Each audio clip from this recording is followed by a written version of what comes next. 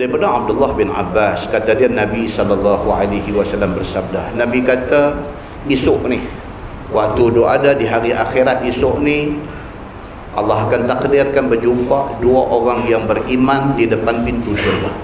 Dua orang, dua-dua mukmin, dua-dua orang beriman jumpa di depan pintu syurga. Tapi dua-dua ni, hak seorang ni mukminun ghani, yang seorang lagi wa mukminun faqir. Kana fid dunya, atas dunia dulu hak seorang ni kaya, hak seorang ni faqir, miskin. Tapi dua-dua beriman kepada Allah, berjumpa di depan pintu syurga. Fa udkhilal faqirul jannah, yang si faqir miskin ini masuk syurga, dimasukkan dia ke dalam syurga. Wa hubisal ghani ma syaa Allahu an yuhbis, manakala si kaya ni sudah tertahan selama masa yang dikehendaki Allah Subhanahu wa ta'ala, summa udkhilal jannah, baru masuk. Dua-dua mukmin, seorang kaya, seorang miskin. Bila sampai di depan pintu syurga, hak miskin masuk dulu, hak kaya tertahan di situ. Falaqiyahul faqir, selepas satu tempoh masa yang fakir ni duduk dalam syurga, barulah hak kaya ni masuk, berjumpa mereka ni.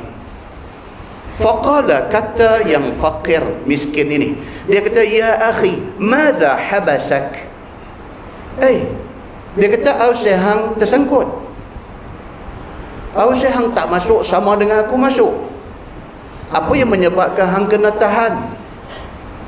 Wallahi laqad hubista hatta khiftu alaik.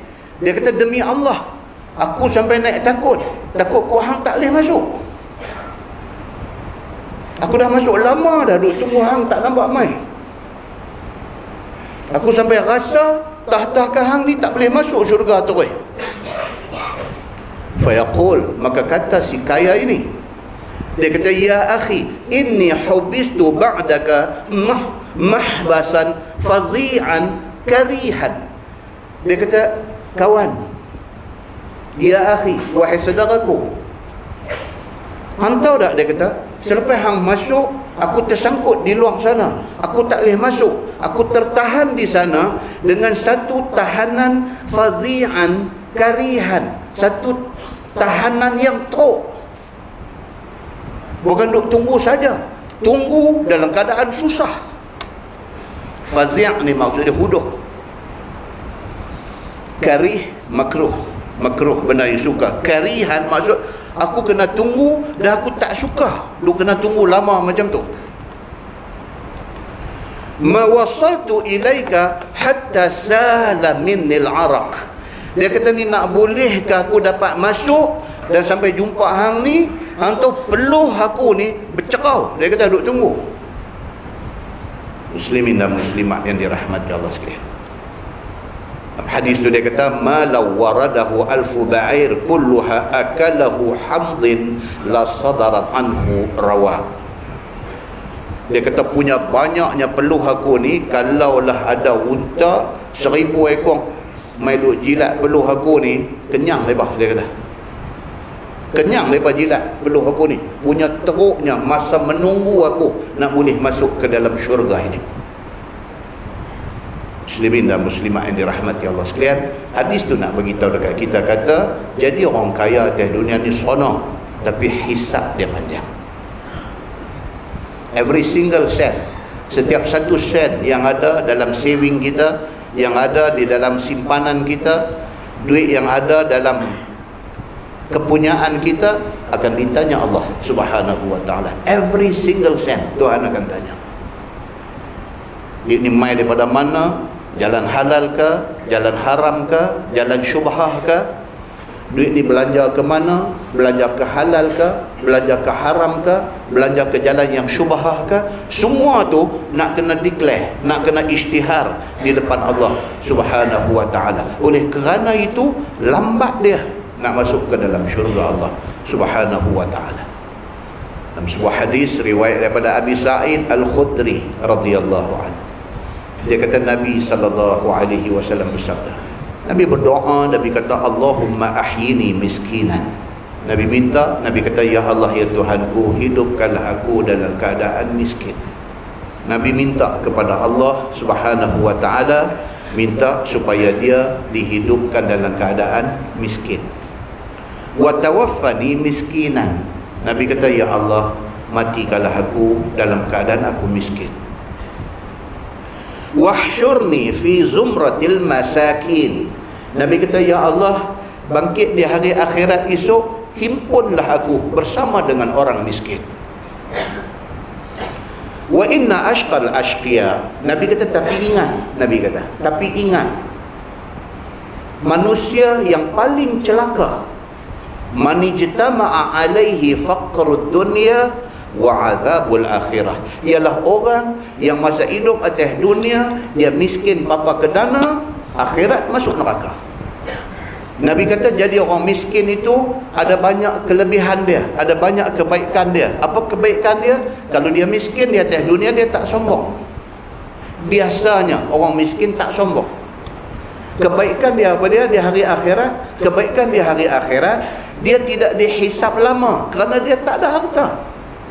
Nabi kata bagus jadi orang miskin.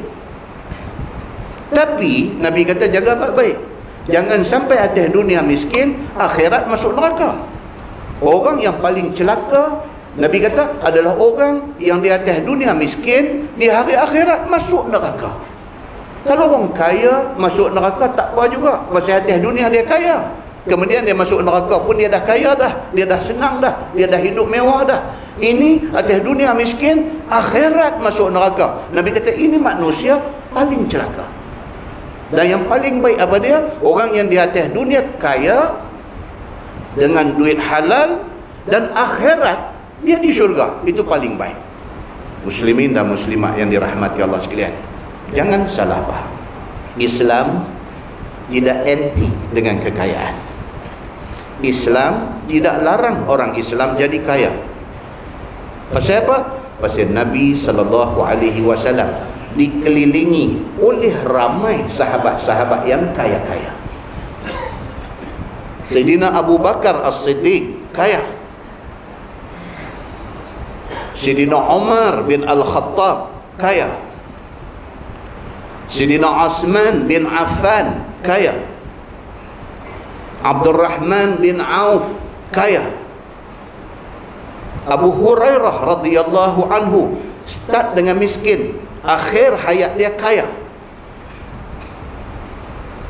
Nabi SAW susah, tapi Nabi dikelilingi oleh sahabat-sahabat yang kaya.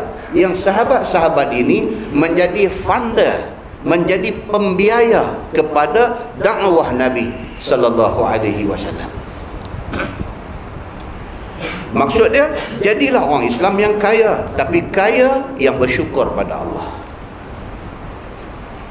Jadilah orang Islam yang kaya, orang kaya yang tidak lupa dirinya. Jadilah orang Islam yang kaya, yang makin kaya makin taat dia kepada Allah Subhanahu wa taala. Jadilah orang Islam yang kaya, yang kekayaan dia digunakan untuk infak, untuk belanja, membantu orang-orang Islam yang susah yang ada di keliling dia.